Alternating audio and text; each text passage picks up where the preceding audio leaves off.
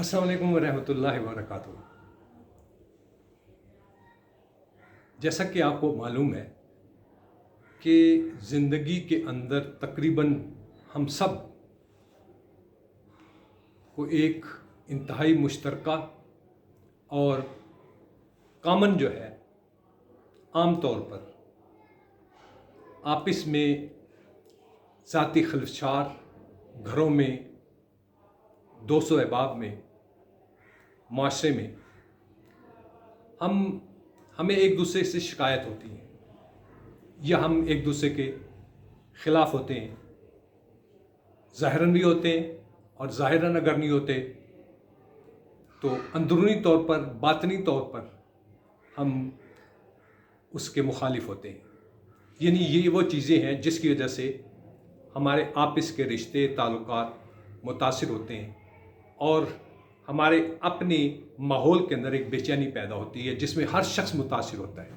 ये एक आम प्रॉब्लम है और हर घर में, हर माहौल में, हर सेक्टर या शोबे के अंदर ज़िंदगी के जितने भी दायरे आपके आते हैं उसमें ये चीज़ आम कॉमन है। अब सोचने की बात है कि इस चीज़ की वजूहात को टटोलने की बजाय अल्लाह करीम की ज़ात करीम के हुज़ूर रजू अगर किया जाए तो उसका बड़ा ही रूहानी तौर पर असरात आपको मिलेंगे, हम सबको मिलेंगे।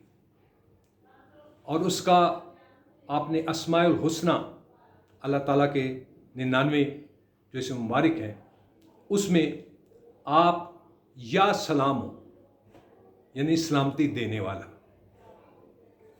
ये आप विर्द रखें अगर, और जहाँ कहीं मुलाकात के लिए किसी काम की नोई से ऐसी जगह जाना हो कि आपको कोई डर या खौफ हो कि मेरा काम होगा या नहीं होगा या मेरे मुखालफत में कोई चीज़ ना हो जाए, तो सबसे बेहतर चीज़ ये है कि आप इस इसमें मुबारक का विर्द कीजिए और अव्वल व आखिर दुरूद शरीफ पढ़कर आराम से जिसके पास भी जाएं तो गैर महसूस तरीके से आप उनको सामने रख कर हल्की सी फूंक मार दें, किसी को महसूस ही नहीं होगा, गैर महसूस अंदाज से। आप देखिए उसके असरात क्या होंगे। अब उसके अलावा घर के अंदर नाइतफाकी आई तो आप इसका विर्द कीजिए। विर्द करते हुए आप पानी पर भी फूंक दीजिए। पानी जो आप पीते हैं या खाना पकाते हैं तो इस मुबारक की ज़ात पाक का जो खैर बरकत से आप देखेंगे सलूक, इत्तफाक, प्यार, मोहब्बत के रिश्ते जो है वो आपको खुद महसूस होंगे।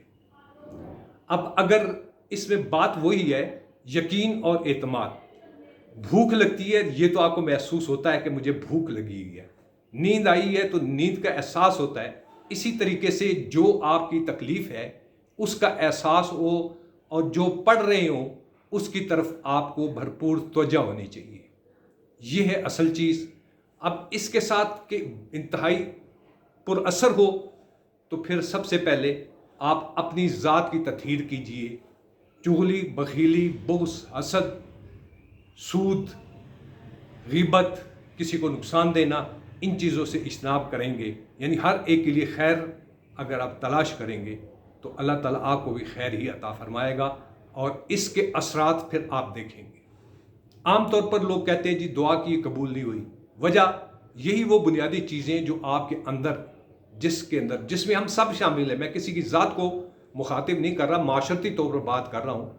हमारे सब के अंदर जो है, जो गंद इकट्ठा हुआ है, एक दूसरे से बुग़्ज़ कर, हसद, एक दूसरे को नीचे दिखाना, अपनी ज़ात को ऊपर की तरफ लेकर जाना, इन सारी चीज़ों से भी आपको गुरेज करना चाहिए। और फिर उसके बाद जब आपका अपना बर्तन यानी आपका वजूद ये पाक साफ होगा तो उसकी चमक भी असरात लाजमन रखेगी और रखती है।